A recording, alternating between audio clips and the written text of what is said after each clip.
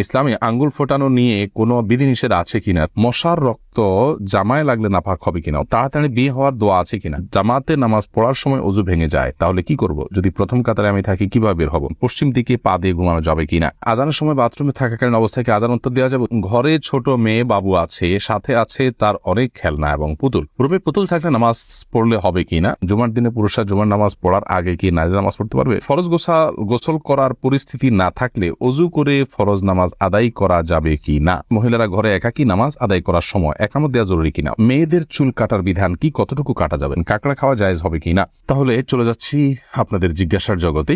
SK MD Farid জানতে চেয়েছেন মশার রক্ত জামায় লাগলে নাপাক হবে কিনা, উত্তর হলো না, মশার রক্ত জামায় লাগলে নাপাক হবে না, এবং মাছের যে বিষয়টি, মশার বিষয়টি একই। এরপরে ইসরাত বর্ণা আপনি জানতেছেন আজানের সময় বাথরুমে থাকাকালীন অবস্থায় কি আজান উত্তর দেওয়া যাবে, উত্তর হলো না, বাথরুমে যেহেতু আল্লাহর নাম নেওয়া এবং জিকির করা হাদিসে নিষেধ রয়েছে, অতএব আপনি বাথরুমে বসে এই কাজটি করতে পারবেন না, বরং সেখানে বসে যথাসম্ভব আপনি মনে মনে জিকির করতে পারেন। বের হয়ে যদি আজান পান তাহলে সেক্ষেত্রে আপনি বের হওয়ার উত্তর দিতে পারেন। আব্দুল্লাহ মামুন জানতে চেয়েছেন মহিলারা ঘরে একাকী নামাজ আদায় করার সময় একামত দেওয়া জরুরি কিনা, উত্তর হলো না, একামত দিতে হবে না। সুবাইরা সাবেদ পপি আপনি জানতে চেয়েছেন এমন কোনো আমল আছে কি যেটা সারা রাত আমাদের শয়তান এবং খারাপ জিন থেকে হেফাজত করবে, সূরা বাকারার আপনার আয়াতুল কুরসি যেটি আছে সেটি আমাদেরকে শয়তান থেকে ইনশাআল্লাহ নিরাপদে রাখবে। এছাড়া 3 কুল সূরা ইখলাস, সূরা ফালাক, সূরা নাস 3 বার রাতে পড়ে শুবেন, ইনশাআল্লাহ শয়তান থেকে আল্লাহ তাআলা আপনাকে আশ্রয় রাখবেন। আয়াতুল কুরসি পড়ে ফু দিয়ে পুরো শরীর মুছে তারপরে শুবেন। মেয়েদের চুল কাটার বিধান কি, কতটুকু কাটা যাবে, মেয়েদের চুল আপনি কাটতে পারেন যদি সেটা পুরুষের মতো হয়ে যাচ্ছে, পুরুষ মেয়ে পার্থক্য করা যাচ্ছে না, এতদূর যদি না কাটেন, এবং কোনো ফাসেক মেয়েদের যারা চুলের বিভিন্ন স্টাইল করে কেটে কেটে তাদের সাথে সাদৃশ্য গ্রহণের উদ্দেশ্যে বা সাদৃশ্য হয়ে যায় সেরকম যদি না কাটেন, আপনার কথার কথা আপনি 2 ইঞ্চি 4 ইঞ্চি কাটলেন, বেশি লম্বা হয়ে যাচ্ছে, আপনার জন্য কন্ট্রোল করা কঠিন হয়ে যাচ্ছে, আপনি কাটতে পারেন। উম্মুল মুমিনিনদের কেউ কেউ চুল কেটেছেন, এটি বিশুদ্ধ হাদিস দ্বারা প্রমাণিত, অতএব এইটুকু আপনি কাটতে পারেন। কিন্তু কাটতে কাটতে যদি একেবারে পুরুষের মতো করে ফেলেন তাহলে সেটা উচিত নয়, কারণ পুরুষের সাথে সাদৃশ্য গ্রহণকারী নারীদের প্রতি আল্লাহ লানত বর্ষিত হয়েছে, ঠিক একইভাবে মেয়েদের সাথে সাদৃশ্য গ্রহণকারী পুরুষদের প্রতিও আল্লাহ তাআলার লানত বর্ষিত হয়েছে। তাসলিমা আক্তার জানতে চেয়েছেন মাছের আইশ বা রক্ত কাপড় লাগলে নামাজ হবে কিনা, মাছের রক্ত কাপড় লাগলে নাপাক হবে না, এটা শরিয়ার দৃষ্টিকোণ থেকে এটা আসলে রক্ত নয়, অতএব এই রক্ত যদি আত্মাছাড়া প্রবাহমান নয় বিধায় এই রক্ত কাপড়ে লাগলে নামাজ হবে, কোনো অসুবিধা নেই, আইশ লাগলে তো হবেই, কোনো অসুবিধা নেই। এমনি কামরুজ্জামান জানতে চেয়েছেন ঠোঁটের নিচে দাড়ি কাটার বিধান কি, ঠোঁটের নিচের দাড়িগুলো এগুলো দাড়ির অন্তর্ভুক্ত, অথবা এগুলো কাটা যাবে না। আর সুরাইম আইডি থেকে আপনি জানতে চেয়েছেন তাড়াতাড়ি বিয়ে হওয়ার দোয়া আছে কিনা, না ভাই, তাড়াতাড়ি বিয়ে হওয়ার জন্য আসলে বিশেষ কোনো দোয়া নাই, তবে সূরা ফুরকান আয়াত নম্বর 74 রব্বানা হাব লানা মিন আজওয়াজিনা, এই রব্বানা থেকে আয়াতের শেষ পর্যন্ত এটুকু বিভিন্ন সময় বারবার করে পড়বেন, বিনা অজুতেও পড়তে পারেন, কোনো নির্দিষ্ট সংখ্যায় নাই, বিশেষ করে পড়বেন। এখানে আল্লাহর কাছে নেককার জীবন সঙ্গী পাওয়ার জন্য দোয়া রাখা হয়েছে, আপনি সেটা পাঠ করতে পারেন, কিন্তু স্পেসিফিকলি কোনো আমল নাই যেটা আমল করলেই আপনার দ্রুত বিয়ে হয়ে যাবে। আপনি উপার্জন করবেন, অভিভাবকদেরকে বোঝাবেন, এবং কোন পরিস্থিতি আপনার কি করণীয় কোনো আলেমের কাছ থেকে ডিরেকশন নিয়ে আপনি ডিসিশন নেবেন, ইনশাআল্লাহ বিদিনিল্লাহ আল্লাহ রাব্বুল আলামিন সহজ করে দিবেন। লুৎফুর আনোয়ার জানতে চেয়েছেন কাঁকড়া খাওয়া জায়েজ হবে কি না, কাঁকড়া খাওয়া জায়েজ হওয়া না হওয়া নিয়ে ওলামায়ে কেরামের মধ্যে পার্থক্য আছে, ইমামদের মধ্যে পার্থক্য আছে। ইমাম আবু হানিফা রাহমাতুল্লাহ মতে এটি মাকরুহ, অন্যান্য অনেক ইমামের মতে এটি সম্পূর্ণ জায়েজ আছে, কিন্তু হারাম কারোর মতে না। এবার সাব্বির আহমেদ জানতেছেন জামাতে নামাজ পড়ার সময় অজু ভেঙে যায় তাহলে কি করব, যদি প্রথম কাতারে আমি থাকি কিভাবে বের হব। প্রথম কাতারে যদি আপনি থাকেন তাহলে সেক্ষেত্রে আপনাকে চেষ্টা করতে হবে বের হওয়ার জন্য, যদি বের হতে পারেন তো আলহামদুলিল্লাহ। যেমন কোনো কোনো মসজিদে এখন মডেল মসজিদ যেগুলো হচ্ছে আমাদের দেশে, চারপাশে যাওয়ার জন্য হাঁটার জন্য কিছু জায়গা আলাদা রাখা আছে, টাইলস রাখা আছে, তো সেগুলোতে আপনি হেঁটে যেতে পারলে যাবেন। আর যদি খুব বেশি দীর্ঘ অনেকগুলো কাতার না থাকে, পেছনে 1, 2, 3টা কাতার থাকে, তাহলে হালকা ফাঁক করে আপনি বের হয়ে যাবেন। আর যদি এত বেশি মানুষ পেছনে থাকে যে আপনি বের হইতে গেলে অনেক মানুষকে কষ্ট দিয়ে বের হতে হবে, তাহলে আপনি ওই অবস্থায় বসে থাকবেন বা দাঁড়িয়ে থাকবেন সালাত বাদ দিয়ে, এরপরে আপনি বের হবেন।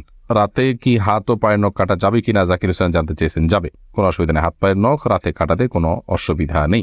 শাহাবুদ্দিন সরকার জানতে চেয়েছেন ফরজ গোসল করার পরিস্থিতি না থাকলে অজু করে ফরজ নামাজ আদায় করা যাবে কি না। পরিস্থিতি নাই বলতে কি, যদি এমন হয় আপনি যেখানে আছেন সেখানে দীর্ঘ 2-3 মাইল এরিয়া পর্যন্ত কোনো পানি নেই, অথবা আপনি পানি আনতে পারেন সেরকম কোনো ব্যবস্থাপনা নাই, পায়ে হেঁটে মাইল যাওয়া ছাড়া উপায় নেই, তাহলে সেক্ষেত্রে আপনি তায়াম্মুম করতে পারেন, অল্প পানি থাকলে যদি আপনি অজু করলেন। কিন্তু পরিস্থিতি নাই বলতে লোকজন দেখে যাবে, আপনার কাপড় ভিজে যাবে, দ্বিতীয় কাপড় নাই, ভিজা কাপড় দিয়ে আবার নামাজ পড়তে হবে, বা এরকম কোনো কজ যেগুলো আসলে আপনার জন্য কঠিন হলেও অসম্ভব নয়, তাহলে সেটাতে সেই পরিস্থিতিতে আপনার এটা চলবে না। আর ফরজ গোসলের বিপরীত হলো মূলত তায়াম্মুম। যদি করতে না পারেন তাহলে সেক্ষেত্রে আপনি তায়াম্মুম করবেন। মাহমুদুল হাসান লিজন জানতে চেয়েছেন পশ্চিম দিকে পা দিয়ে ঘুমানো যাবে কিনা, কেবলার দিকে পা দিয়ে ঘুমানো যাবে কিনা। পশ্চিম দিকে বলতে আমাদের জন্য পশ্চিম দিকে, কিন্তু যারা পশ্চিমা দেশগুলোতে আছেন তাদের জন্য অন্য কোনো দিকে হবে। অতএব যে যেখানে আছেন তার জন্য কেবলার দিকে পা দিয়ে ঘুমানো যাবে এলো প্রশ্ন। এই প্রশ্ন উত্তর হলো যে কোনো হাদিস আসলে কেবলার দিকে পা দিয়ে ঘুমাতে নিষেধ করা হয়েছে এরকম কোনো হাদিস কিন্তু নেই, পাই না আমরা। অতএব কেবলার দিকে পা দিয়ে ঘুমানো মৌলিকভাবে কোন হাদিসে নিষিদ্ধ কোনো বিষয় নয়।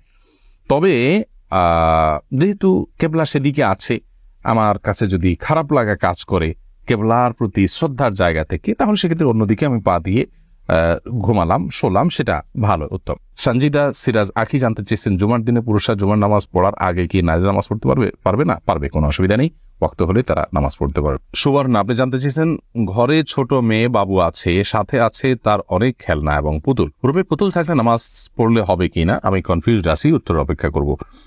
বোন রাবেয়া রাসূল আকরাম সাল্লাল্লাহু আলাইহি সাল্লামের বাসায় আম্মা জান আয়েশা রাদিয়াল্লাহু তাআলা আনহা পুতুল নিয়ে খেলা করেছেন এবং আরো নবী সাল্লাল্লাহু আলাইহি ওয়াসাল্লামের বাসায় গিয়েছেন, পুতুল নিয়ে বাচ্চারা খেলেছেন, এরকম প্রমাণ পাওয়া যায়। এর উপর ভিত্তি করে অনেক উলামায়ে কেরামের বক্তব্য হলো যে বাচ্চারা যদি পুতুল নিয়ে খেলা করে তাহলে সেটা জায়েজ রয়েছে, শুধু খেলার জন্য, এটাকে শোপিস হিসাবে রাখার জন্য নয়, শোকেসে প্রদর্শন করার জন্য নয়, খেলা করলো, খাট চোখের নিচে পড়ে থাকলো, বাস এইটুকু করাতে কোনো অসুবিধা নেই, এটা অনেক উলামায়ে কেরাম বলেছেন। আবার অনেক উলামায়ে কেরামের মতে শোপিস এই খেলনা যদি পুতুল যদি এরকম হয় যে তার পরিপূর্ণ অবয়ব বোঝা না যায়, যেমন বাচ্চারা খেলনা নিজেরা তৈরি করে, জাস্ট আপনার একটা কাপড়ের অংশ দিয়ে কল্লার হাত বোঝা যায়, কিন্তু চোখ কান নখ নাক এরকম আলাদা করে তার প্রতিটা অঙ্গ স্পষ্ট বোঝা যায় না, পূর্ণাঙ্গ অবয়ব বোঝা যায় না, তাহলে সেরকম পুতুল রাখাতে অসুবিধা নেই।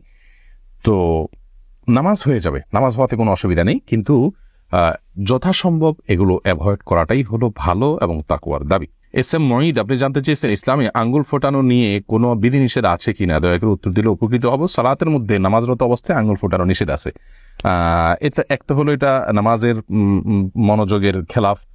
নামাজের মধ্যে যে আমাদের খুদু অবলম্বন করতে হয়, একেবারে একাগ্র চিত্তে এবং আপনার ধীরস্থির এবং আপনার স্থির ভাবে সালাত আদায় করতে হয়, সেই স্থিরতার খেলাফ এই আঙ্গুল ফোটানোটা, এই জন্য এটা হাদিসে নিষেধ আছে এবং এটাকে মাকরুহ বলা হয়েছে।